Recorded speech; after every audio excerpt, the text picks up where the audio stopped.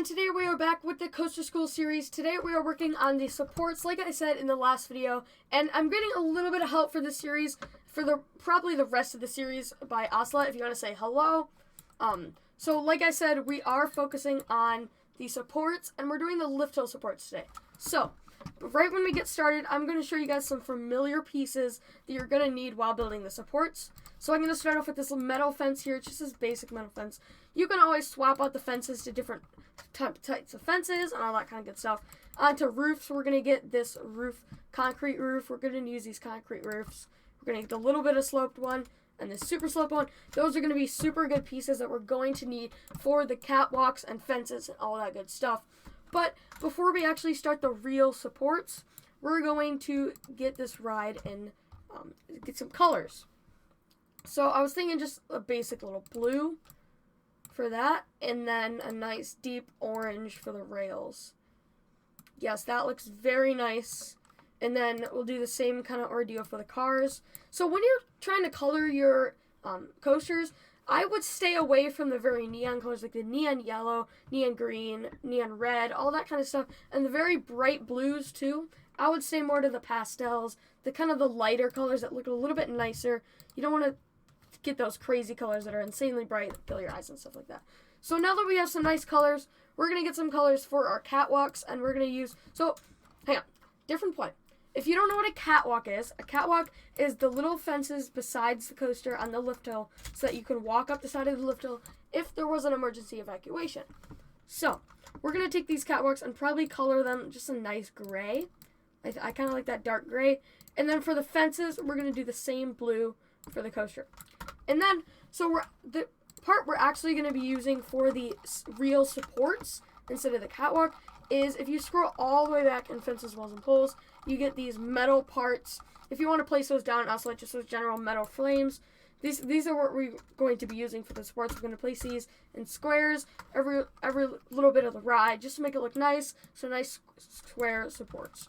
So we can just place these down now. Just some of these familiar pieces, like these guys. Place them all down because we're pretty much going to use most of these, if not all of them. So I'm just going to place a lot of those guys down. And then for the supports color, I was thinking like a dark gray as well as the catwalk, like that. So we can go ahead and paint these that dark gray too, Ocelot. Anyway, starting with the catwalk, we can do a little bit of a catwalk. You want to make sure that the catwalk goes directly under the Lifthill. And if you notice in part 1 or 2 around there, how we used one of the snaps for the Lifthill, because I remember placing these roofs like this, just so that we could have a firm Lifthill and then nice catwalk for later on in the coaster supports. This is when we needed that, because now we can build a nice, perfect catwalk like this, and have it nice and straight and line up right with the Lifthill, just like that. As you can see, that looks great. Got a nice catwalk just like that. I'm actually going to build just a little bit right here, so we have a little bit on the way down, and then we can use our fences, and we can line those all the way up to the tippity top of our Lifthill. So we're just going to go like this, build these all the way up to the top of our Lifthill. Obviously, we're going to have to find a different solution for the fences on this steep part, because you're probably going to realize that there isn't a fence that's steep enough to go on this part of the Lifthill. So we're going to have to figure something out that real quick. So we're probably going to be using these guys right here, one of these fences like this, just to make that a little bit of a nicer, and not have it too crazy, but still keep it nice. So you don't want something that looks insanely horrible. So we're going to head and finish this because it might take a little bit, and we'll see you in a second. So the next step when you're trying to build your supports, so as you can see, we built the fence all the way up. We have the transitions between those two fences. It doesn't look the most amazing, but since we did the Lifthill a little bit steeper, that's what we have to forfeit in this kind of situation. But now what we are going to do is we are going to delete all of these little basic gross pillars like this. We have to go around and delete all of those. So I'll see you when we finish deleting all of those. Okay guys, so just a little disclaimer. I just want you guys to know it's kind of funny. I'm gonna wing it through the rest of these supports. I don't know if all these supports are gonna work out perfectly.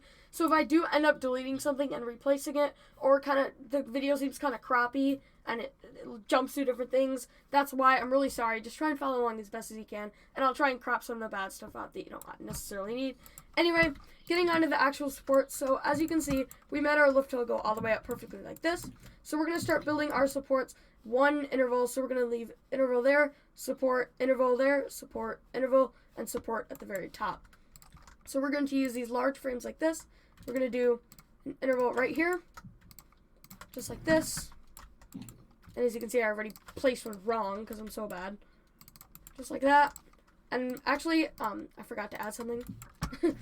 We're going to use these little pieces right here. So these roof trim corners, we're going to take these, and if you put them in a circular motion like that, they look like a footer for a coaster. So what you can do is you can put them underneath each support. This is a very high detail. It's optional if you want to do this or not. It's actually like very lots of detail. But you can always do it if you want to go that extra step and take that extra detail in building this a little bit nicer. And as you can see, that already looks pretty dope. So let's keep going on these supports. All right, as you can see, this interferes. So you have to learn to build around things, and that's where sometimes this gets difficult. So if you do decide to build a compact coaster and you have this all stuck inside of each other, then you have to work on trying to build around things, and you have to get on that right spot so it doesn't collide. And you just kind of have to know how to get around that stuff. So as you can see here, I'm just kind of got to try and get around this inversion because it goes, luckily it's in a good spot, so it's not too bad. But we're just building right around it like that. And I'm going to take one of these ramps just like this and place them like that. Actually, two of the ramps so that it perfectly supports that inversion. Actually, not too bad. And this is when you got to know your parts. You got to place on your parts. You got to know all of your parts so that you know if you can build something, then you can build this spot right here. You know that you have this pole to place right there along that so that it gives extra support for that. You just kind of got to know those things and recognize them and remember that they are in the game for you to use. So we're just going to keep building these guys all the way up to the top. I think I can use a pillar. Yes, I can. So I can actually double this and not need a hole there. Alright. So as you can see, that's the next support done. That's one of the ones that collides. This one collides as well. So let's start building that one. If Ocelot wants to start building the supports, I can do these little footers.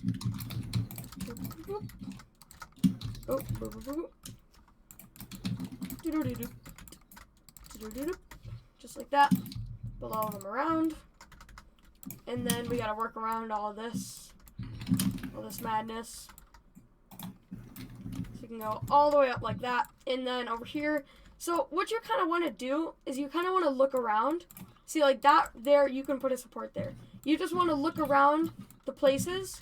That fine, and if you just got to kind of move it behind it. If it links up with the truck, like see that, how perfect that is along the bottom? That's good, because that lines up with the support there. So I could have this support right here, and that would work out nice and good like that.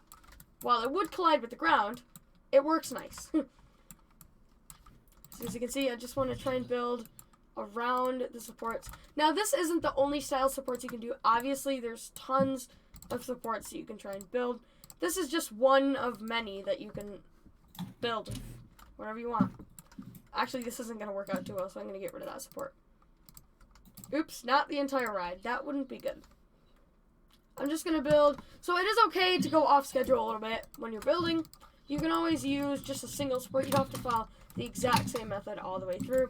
So like right here, I'm just going to do this and put a little piece like that for some extra support. So that it looks like that. And then we can put footers underneath all of that too. So as you can see, this looks pretty good. I like it. Ocelot probably likes it. Not too much, because it's pretty bad, but he probably likes it. And we're going to keep building. I'm just going to see if this part works right here. Yes, it does. I'm going to build a little part that sticks out like that.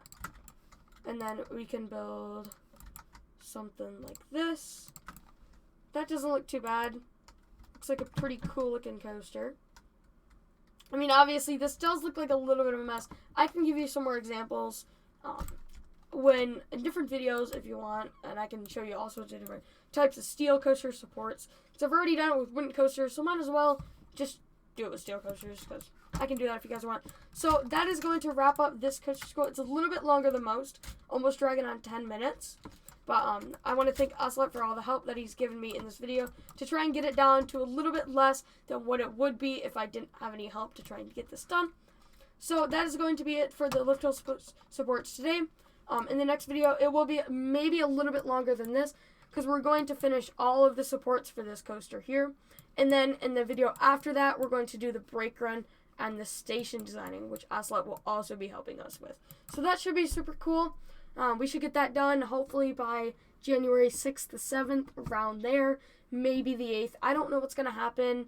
Obviously, I'm going back to school super soon, so I want to try and get this done by the break. I might try and rush a couple of videos out in a day.